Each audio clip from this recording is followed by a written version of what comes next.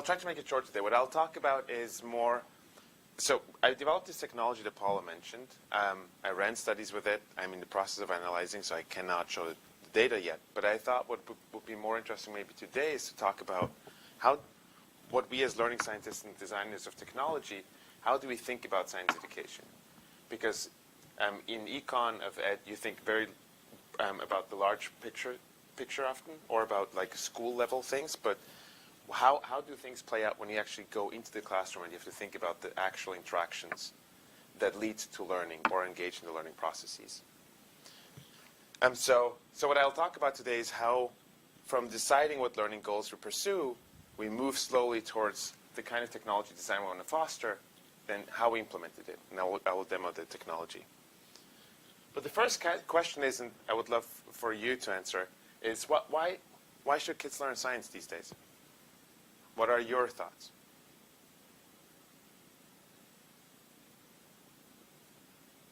You can just like shut up. So labor requirements, so we need scientists? Yeah. Inertia, we use it to learn science before, we need to study science nowadays. Yeah. So you think we need to study science because we need scientists, or because everyone needs to know science for work? Just because someone decided before that it was important to learn science. Okay, so there was some hierarchical decision. And that we don't understand really well why. Okay. Cool. Other thoughts? I think the kind of reasoning you get with science learning is different from what you get with pure math or language. So it's a different kind of way of interacting with knowledge. So I think that's interesting, important.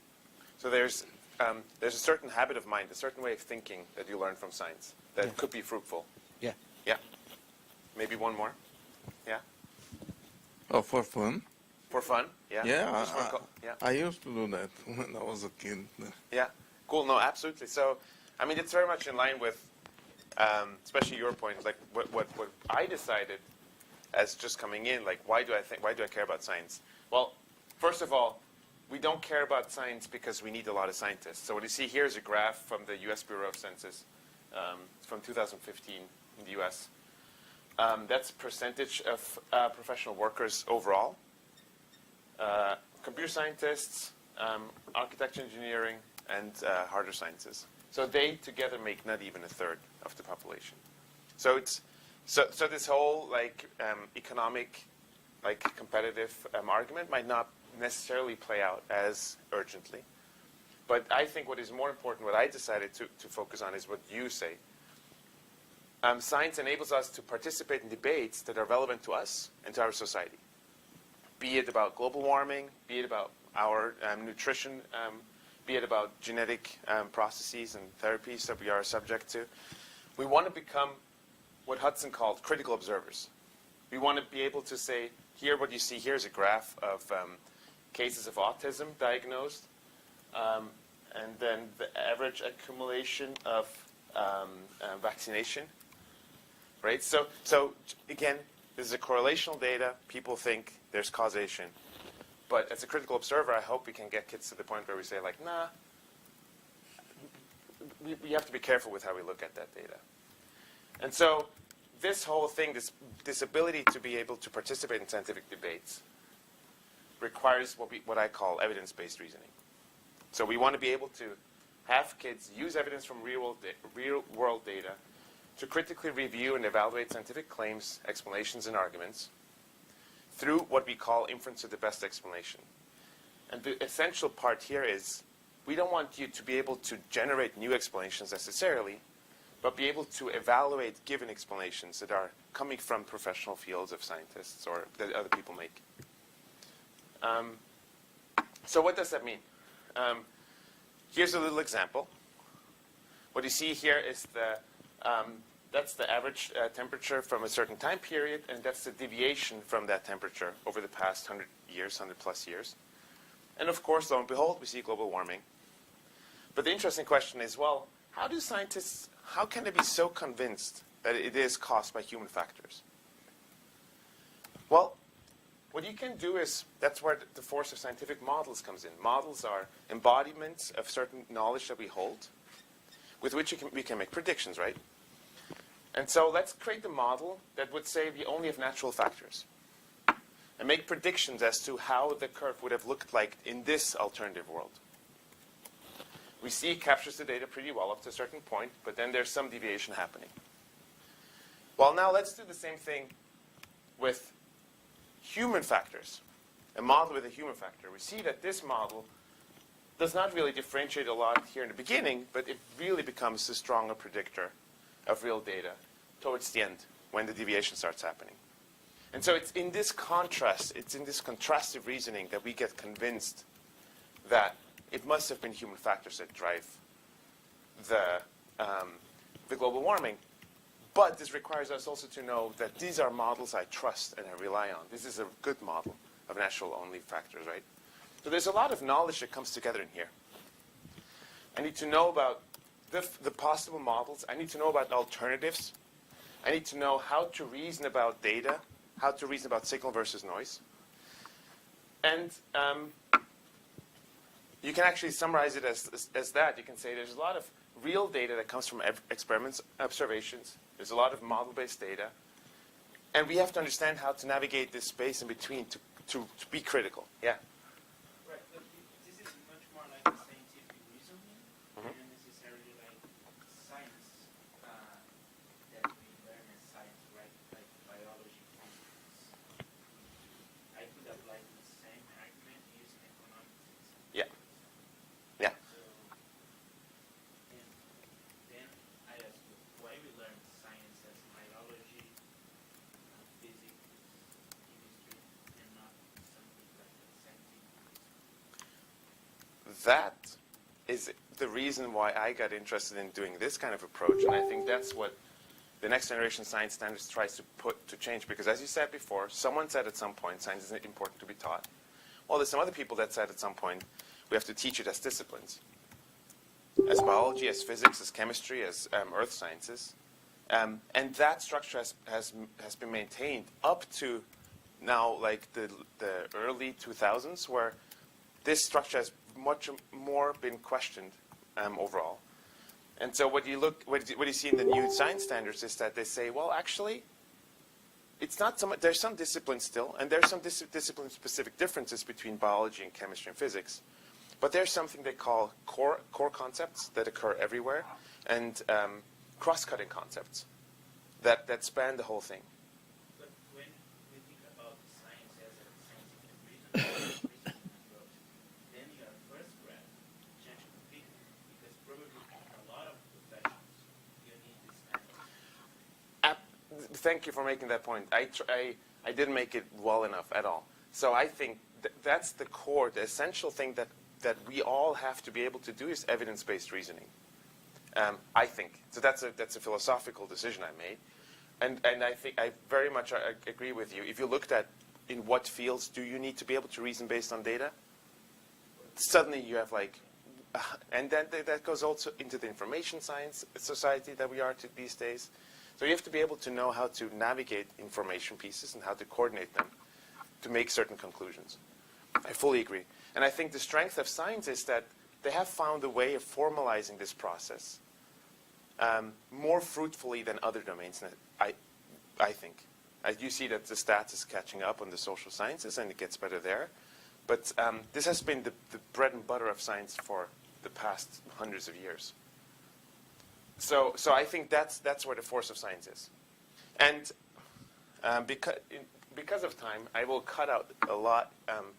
But the core argument here is that classroom science hardly provides opportunities to students to engage in evidence-based reasoning. And there's some struggles also with the different parts. So I agree with you. Like that is what should be centered, what science teaching should be centered on. But it's not happening enough yet. And one of the core arguments that I make is when you look at what processes are necessary to make this happen, what go into there, there's a lot of processes that are necessary for that to happen. to get to the point where you can start saying, how do I now make decisions as to whether this is good data, whether this is a good model, whether this is a better model than the other one. You have to parameterize the scientific phenomenon. You have to select the model formalizations you choose. You have to develop and modify scientific models. You have to create and modify experimental designs. You have to create the experimental setup. You have to generate data, so you have to run models with whatever computational system you have. You have to run experiments or access them. From that data, you need to generate visualizations, project it all into the same space, and now finally we are at the place where we can start reasoning about the data in light of the models. So this is by, I should have done that with you before too. This is by no means a complete, exhaustive list, but I just want to show that there are so many steps that go into enabling this process that are necessary, but I think not necessary for learning how to engage in evidence-based reasoning. I don't necessarily want kids to be able to create the experimental setup and run the experiments, or know how to program the model and then run the model, if I want them to learn about how to reason with evidence about models. So what I care much more about is these three pieces. And so what my assumption as a technology designer is, well, I can put that here. I'll skip all that because of the minutes. Technology is a mediator. So a lot of those pieces are done using technology. You need a lab to run the experiment. You need some sort of computational system to run models. You need some sort of data processing system to process the data and visualize it. So technology sets the boundaries of what we can do. And it shapes, that's my assumption, it shapes the activity design instructions used by the teachers, and it shapes the reasoning processes of the students, what they engage in. The second assumption is that teachers have a sort of utility function that will decide whether they use technology or not. If a technology is too complicated, has too strong, high infrastructural needs, there are too many different pieces that come together. If there's high expertise required in how to use it, and no material around it, teachers will not use it. So what I want to do now as a technology designer is create a technology that makes explicit and supports the cognitively essential processes, like knowing, thinking about different models, thinking about experiment designs, and then doing the interpretation and comparison. I want to make that explicit, forefront. Because if it's like hidden in the pieces, the teacher has to do the extra effort of bringing it all together. And then I want to black box and optimize the pieces that are not essential for learning, but essential for making it happen. And all that, while it's easy to use and has minimal logistical and financial requirements. Because those are sort of the realistic constraints. So what do we do? And by doing so, my argument is that the bulk of the restricted time that they have in a classroom will not be spent anymore on the things that are cognitively non-essential, but on the cognitively essential pieces. And that's what I looked at with the technology I developed. That's one of the first analyses I do. I want to see how they spend their time in classrooms, analyzing the processes. I will talk about that. So the solution we take is the following. We say, offload the running experiments and models, collecting data and generating representations to the cloud. So what we have is, in collaboration with the bioengineering department, we set up a system, they mainly set up the hardware system, that has a bunch of microscopes that are connected to the internet that you can access online. And what you get from that is the data that was collected in those microscopes. So the infrastructural needs are centralized at the university that already has all the infrastructure available. And then we created a single website that coordinates everything that students can access, and that makes it easy and puts at the forefront this kind of comparison. So what does that look like? We selected, what is important is we created just a proof of concept with one phenomenon, because there's only limited time in a PhD. and in a human's life too. But so the cool thing is what they set up is it really has multiple microscopes in one system. You can basically run all the time experiments on it, and it's very cheap per experiment. So it satisfies these kind of needs. And the phenomenon is kind of interesting because it's generative in that it unifies a lot of scientific principles. But the core idea is the following. You have a bunch of microorganisms. They're tiny. And they do photosynthesis, so they need light. But they also need to figure out where the light comes from and how it, in order to find their food. And what they have is a so-called photoreceptor. They have an eye, so they see the light. And they're a very simple organism with which you can study organism-environment interaction. So we have a setup where you have different lights on the sides, and you can look at how they react to the light. That's what it looks like. So that's the real microscope where we modify with this joystick, we modify what direction the light shines from. And that's a times like a accelerated video. Show it again. Where you see how those euglena, those creatures, they move away when the light comes from the top, from the left, or from the bottom. They seem to move away from it. And there's some more interesting elements to it. And so here's what the technology looks like that we built. It's a bit on the slower side. So this is all the data. It's organized as such. This is the results panel. So here's all the data from the microscopes directly will be visualized here. You see the videos. You can choose different experiments. Those experiments are summarized here, what you ran. So here you have light that shines from the left, the top, the right, the bottom.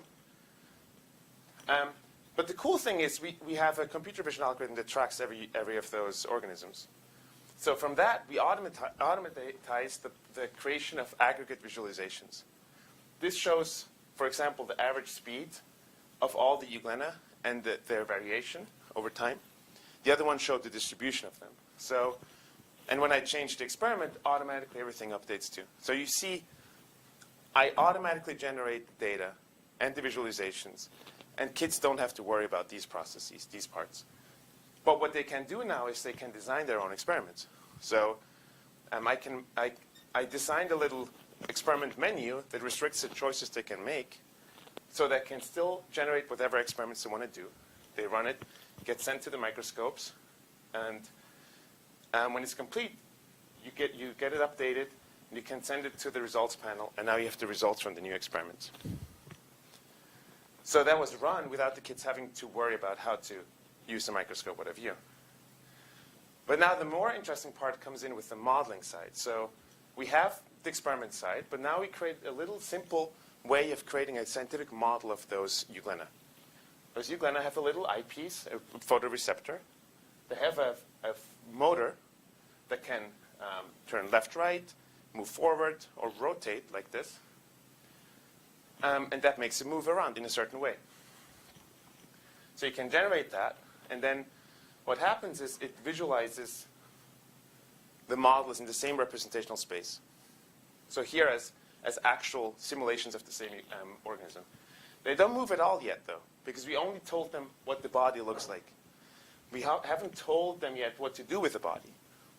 And that's where this comes in. This is a block-based programming environment that I created that says, whenever you see light, whatever you receive as information from the eye, act on it in a certain way, process it in a certain way. And that's where I have to start thinking about how the light information has to be processed with that body so it behaves and reacts the same way as the real euglena. And that's what it looks like then, where, again, it generates the data in the same representational space. So just to make it shorter, yeah. So I think, so, yeah. One of the things you said you didn't want people to do is to have to construct models, right? Rather better to select them. Not to run it. You want people to run models. I didn't want them to have to program it. Like, I want them to think conceptually about what is a model or what are alternative models. It could be given as a study, like what happens when you give them as opposed to they generate it. But I don't want them to have to worry about the procedural aspects of programming it. That's what I meant, sorry. Thanks for clarifying. But so in short, I ran that at Palo Alto in middle schools with 150 kids, 2 teachers. I'm currently analyzing the log data and the process data to see how they interact with it and whether this really fosters the reasoning I want to see. So I want to evaluate the cognitive alignment of what I hope will happen and what actually happens. I will do a revision, and there's a Cupertino school district that will want to work with it too in September. But I think this is also interesting because it provides a certain model of how universities could actually collaborate with schools by using their facilities and their infrastructure that they already have, using a shared framework to then make it available to the schools already. So because the only logistical requirement I have is on the hardware side, the computer and internet side. But all the other stuff is offloaded to them. While hopefully, I will show that this process is more aligned cognitively with my goals, then this will foster the kind of reasoning we would like to see. So yeah, I had a bunch of questions, but I think it makes more sense to talk about it after Richard's presentation.